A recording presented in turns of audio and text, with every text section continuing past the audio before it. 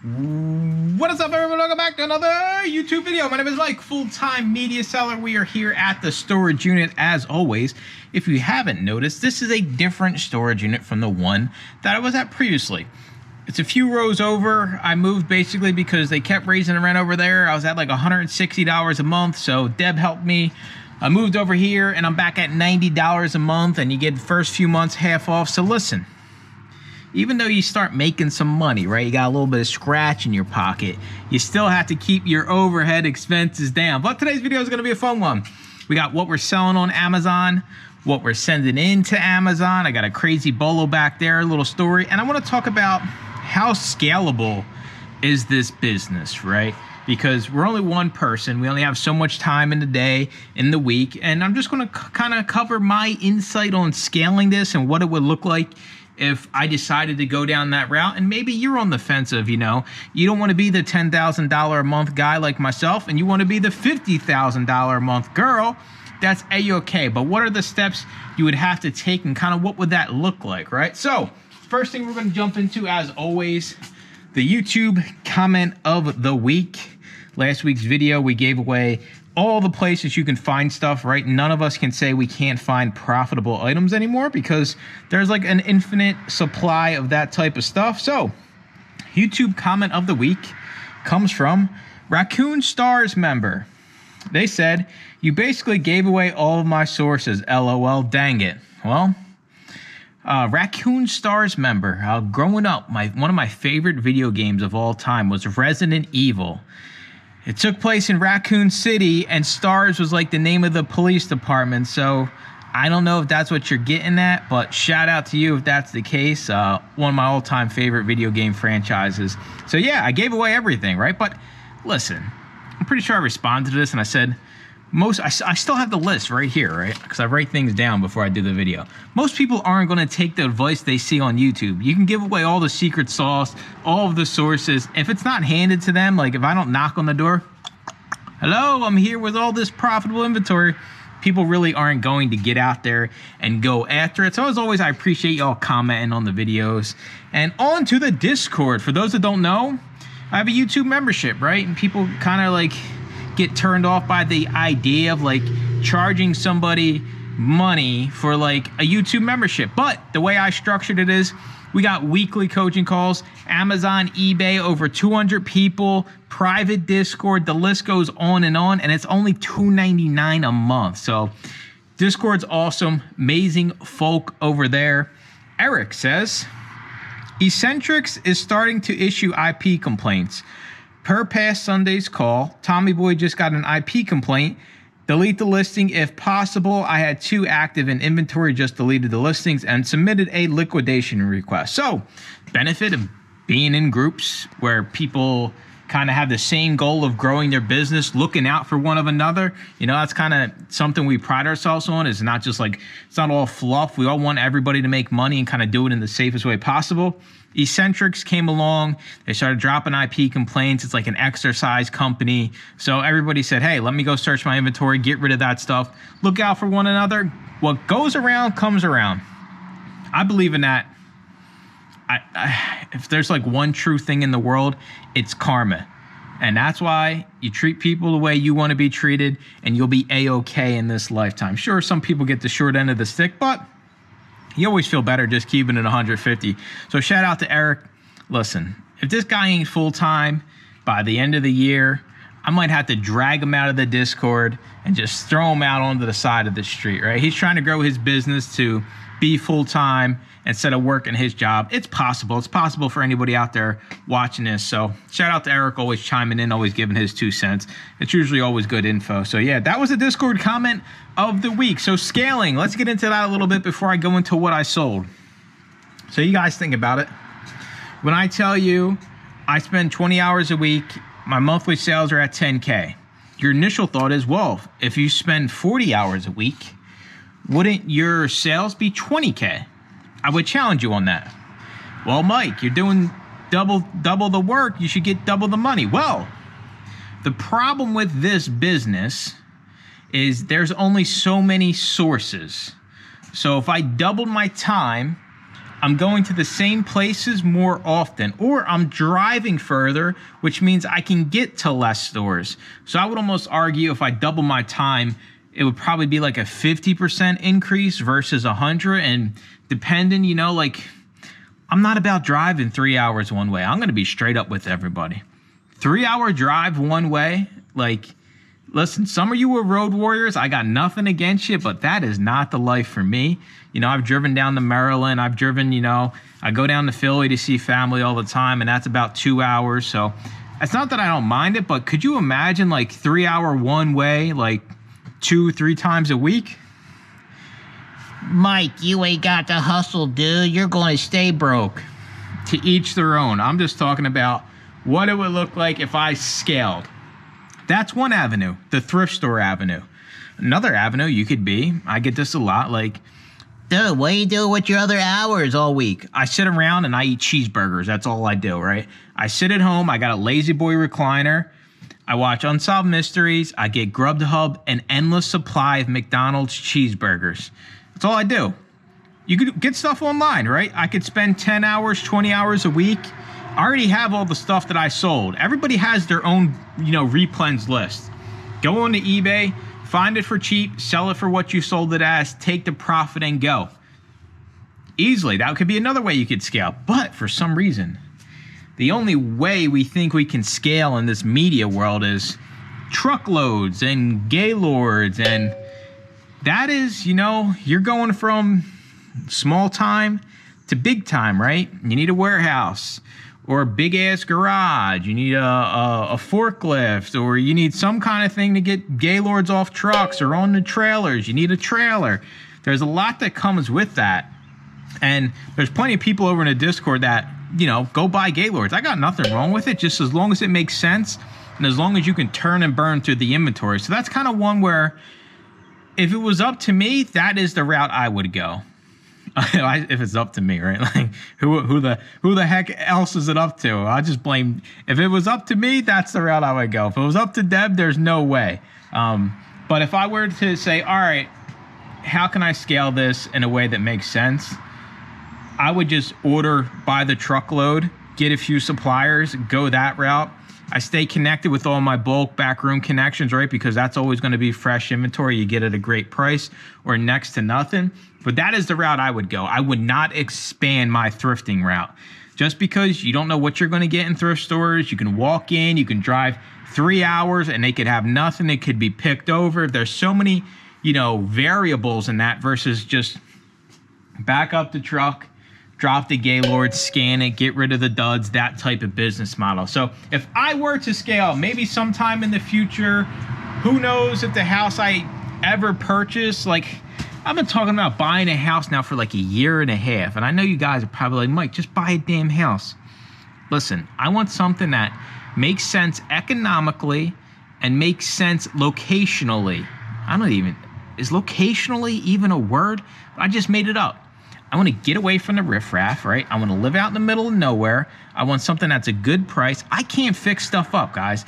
I watch this old house, right? And like, I have no tools. I have no carpenter sense at all. Deb's better at, you know, fixing things around the house and whatnot. I'm just the brute muscle of the operation. She's the brains.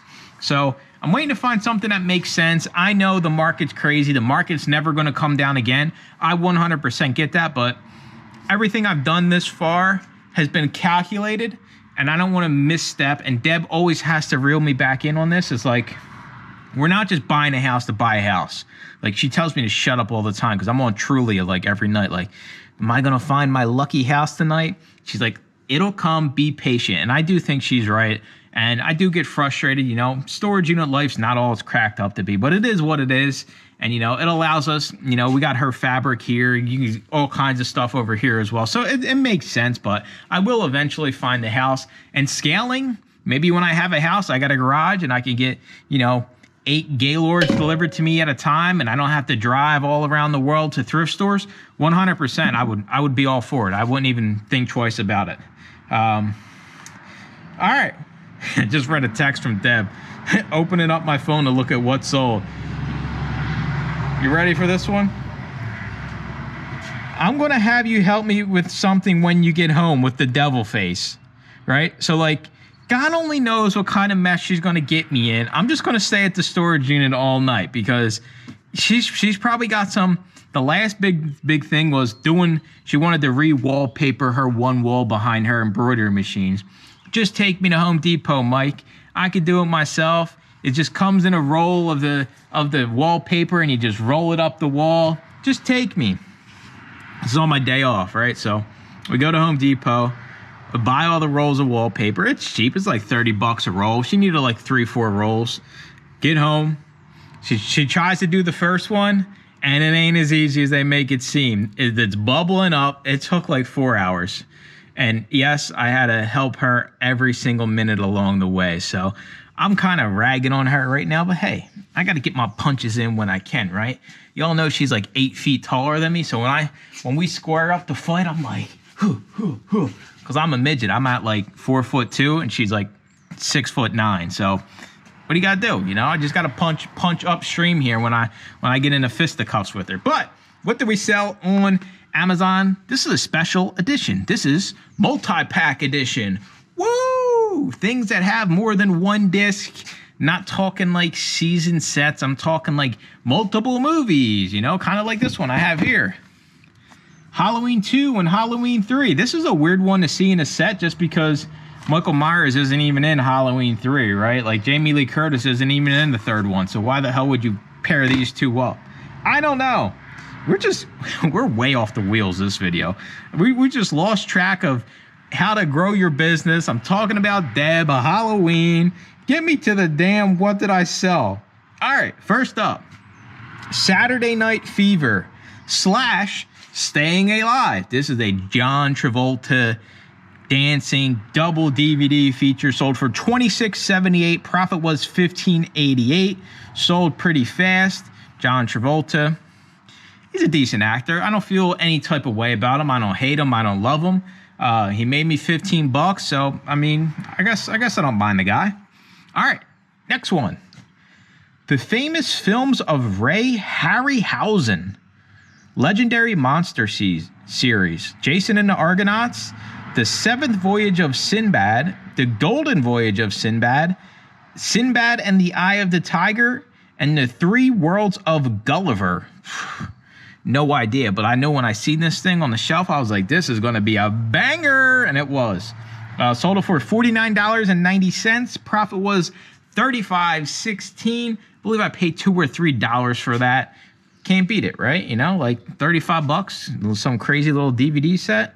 And the last one I have for you all is Kingdom Hospital, the complete series. This is a 4-pack, and it's in tin packaging. You know, like, you guys, I guess the most common one we see out there is like the Band of Brothers. They come in like the steel tins. This was one of those series, Kingdom Hospital. I got it free from my library hookup. Sold it for $49.99. Profit was $35.26. Not too shabby. It sold within what? It's been like a month and a half now. So it took, 30 days to sell. But hey, $35, let it sit there for a month. We don't have any problem with that. So that is what we sold. What are we sending in this week? Let me get my phone recording. And another thing, when you think about scaling, right? Are you going to hire somebody? Because unloading Gaylords it ain't easy work. I have plenty of people that are like, hey, I need to hire somebody. It's become too much. And what happens here, if you stay by yourself, is you get overran. And all of a sudden, your productivity, your dollar per hour starts to go down because you can't keep yourself afloat, right? Like you're always trying to catch up. So if you're on the fence of scaling, what does that look like for you? Is that hiring somebody part-time? Is that figuring out a different process? Is that investing in a piece of equipment, like a sorting table, a tilter, something like that? So also have that in your mind. It's not just your business model. It's going to be other pieces, right? You're going to have to get better at your processes. Maybe you need to hire somebody. No, I'm not available for work. Don't even ask. But yeah, there's always local people in the area. Hire a kid or something like that and let them do the heavy lifting, right? Us old folk, let the younger folk do the heavy lifting, right? All right, what are we sending this week? We are sending this GeoForce GTX 970, some kind of graphics card. Shout out to the gentleman that put me onto this. $3 paid for. This will probably sell for, I don't know if Scoutly will pull it up. Let's see here. I think it'll pull it up. It just won't give us all of the data.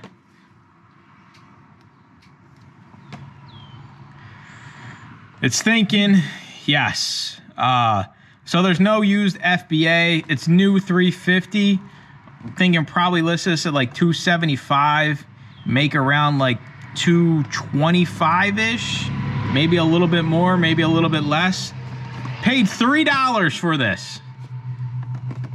Did I test it? No, I didn't even know what. It looks new. It's got all the paperwork. It looks nice and shiny from an estate sale. So listen, if there's, what's the worst that could happen? You're into it for $3. If it blows, it blows. If not, who cares? All right. 2 books, 2 DVDs. We got Roadside Geology of Louisiana. I seen these and I thought to myself, these gotta be worth it, right? Like roadside stuff's usually pretty good. Slow mover, we are not gonna charge $59.71. Be realistic with your pricing. I tell everybody this, I don't give a shit what the buy box says. How much is somebody actually going to pay for this? Well, we have 6 people at $19.99. Price is $25, maybe $27.99. A little bit more greedy on the Prime side. This will sell before those low merchant fulfills. People love Prime. They're willing to pay a little bit more, but they're not willing to pay triple because some bozos got the buy box at $59.71. What do you know? Sitting right next to it was the Roadside Geology of New Mexico. Whenever you find stuff like this, always be on the lookout for more of it because a lot of the times somebody donated all the ones they have. So this one is a much faster mover. You make $7.25. This will sell basically right away. We paid $1 for it. We paid $1 for that. Can't go wrong there. We paid 50 cents for both. Believe it or not, all this stuff came from the same thrift. We paid 50 cents for both of these. Gaither Gospel series. I can't tell you guys enough about this series. First up, we have the Tent Revival. These people are like having a damn good old time here singing to the Lord. Sales score 47. We got 1 new FBA at $19.10. You make $11 after fees. This will sell pretty quick. And then we got the Old Rugged Cross. These things are dusty. I'm not licking this. Not this one, guys. I'm not licking this one clean. No new FBA, so I'm thinking we go for like between 21 and 23. We'll make like $12 on this, into it for 50 cents. That is the junk we are sending this week. I got a backseat full of junk too, but these are just some of the in-between kind of junk. I don't pick anything in particular. I try to keep things like bolos and things that kind of go together, right? It's the same with the stuff I post. I don't always post like the highest priced dollars I sell because that gives you all like an unrealistic expectation, right? If I'm just posting bangers all day, like I made $100,000, I made another $100,000. All right, I just bought my Lamborghini. I try to keep it real and I try to have a purpose behind everything I put out there in these videos so you guys get a real picture of, you know, what it looks like. It's not all $50 DVD sets. It just happened to be the first one I looked at was a multi-pack John Travolta. I'm like, all right, well, let's just do multi-packs this week. And that's how we wound up with the multi-pack John Travolta, what sold idea. But yeah, scaling. Don't be afraid to scale. I'm not against you going to buy Gaylords. I'm against you going to buy Gaylords if you don't have a way to get rid of the duds, if you don't have the time to even scan through it, and if you don't have a process that's already refined so you're not stuck with one Gaylord for a month, right? You get a Gaylord that needs to be going out the crib within a week. I ain't playing this. You can smell the Gaylord like, it's been 3 weeks, Mike. The house smells of your Gaylord. Like, that is not what I want you to be. I want you to scale. I want you to make a shit ton of money doing this. I just want you to understand that there are steps you have to take. I've seen it time and time again where somebody's brand new and they just start with Gaylords and then you never hear from them again. I do think there is a natural progression, right? thrifting, baby bulk into bulk. If you want to go like bulk by the truckload, but understand more overhead, right? Employees, that type of stuff, more headaches, more money, more problems, right? That's just sums up life in general. So that's gonna do it for the video. I appreciate you watching. Make sure to comment, like, and subscribe, and stay tuned for more usable videos. Bye-bye.